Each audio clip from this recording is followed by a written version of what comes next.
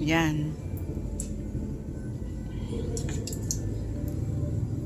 Prepare ko na po magluluto ako ng lumpiang gulay, kinchay, carrot, kamote. Masarap yung lumpia gulay sa yung kamote po. Tsaka yan lang, repolyo. Yan. Gisa-gisa na po tayo, tapos ang aking mahiwagang kawali.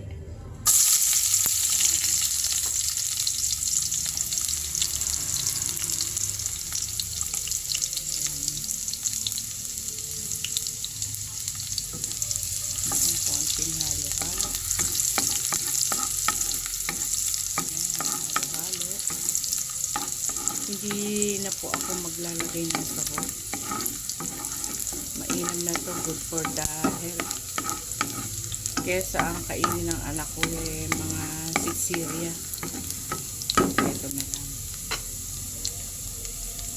Saan natin ang bawang. Bawang. Ayan, bawang.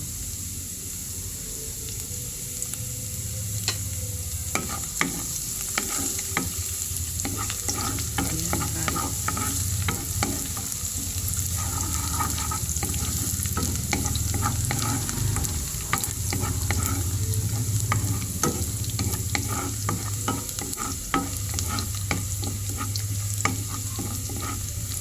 Kunting brown lang po yan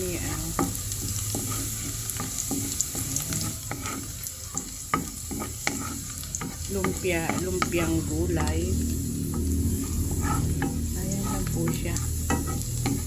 Lumpiang gulay.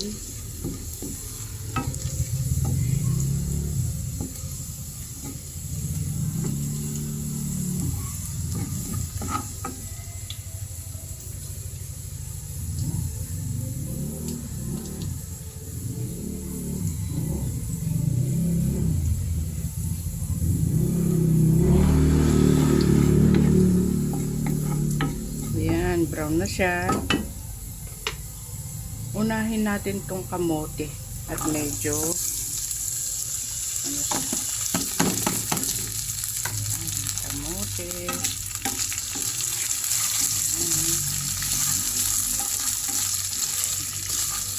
Masarap po ito, yung kamote na iniis na lumpiang gulay.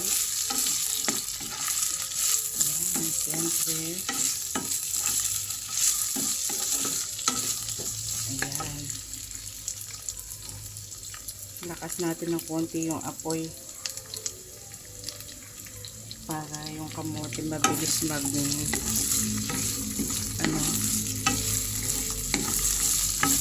lang.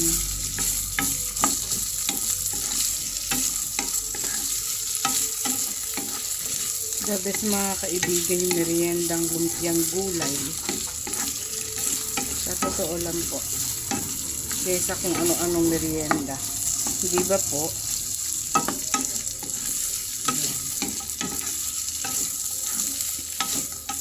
Ayan. Wait lang natin ng konting luto. Tapos, sabay natin yung konting carrots. Oh, good for the health. Ayan. Sunod yung oo. Timba, alam tubig eh. Hindi po lang mag-ini. Panili lang ang CR.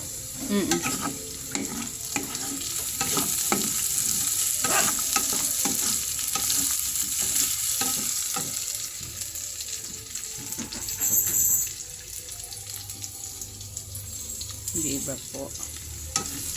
Ayan, medyo luto na yung kamote ko. Sama na natin yung carrots. Ayan, carrots.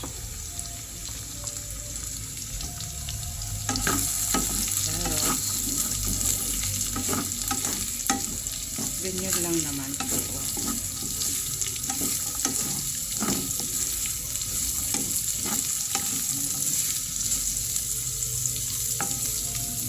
medyo tuyo na siya sa mantika.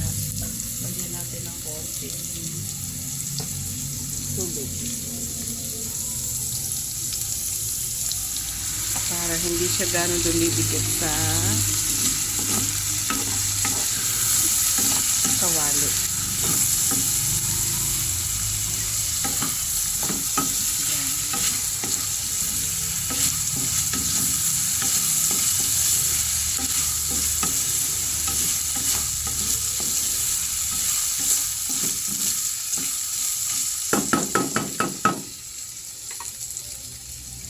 Sama na natin yung repolyo. Ay, madami pala. Konti-konti lang nilalagay ko pero marami pa rin po siya. Diba po?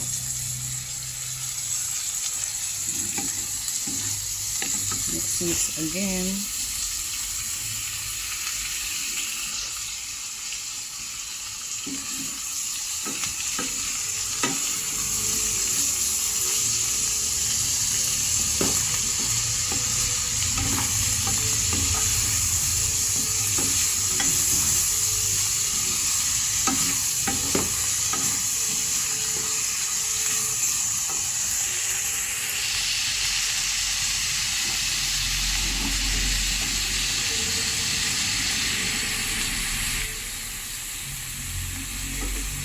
Ayos lang na merienda.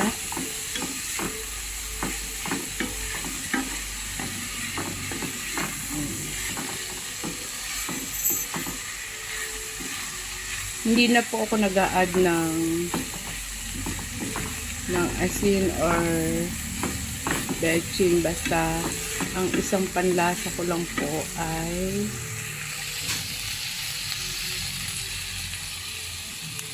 ito. Yan lang.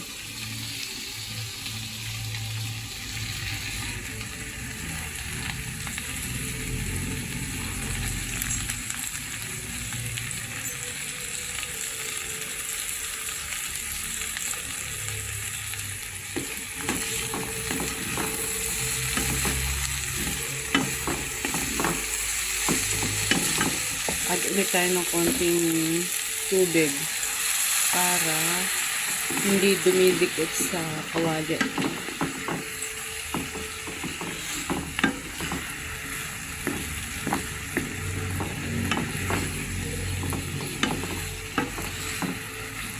Ganyan lang po siya. Tapos irarap natin sa lumpiang pambalot.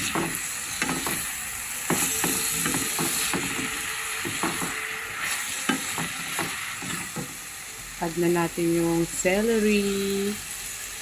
Sayang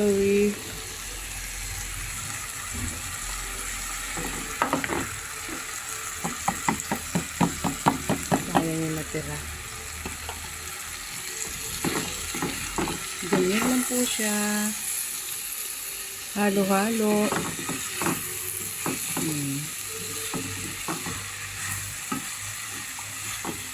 Malapit lang mag-finish ang ating product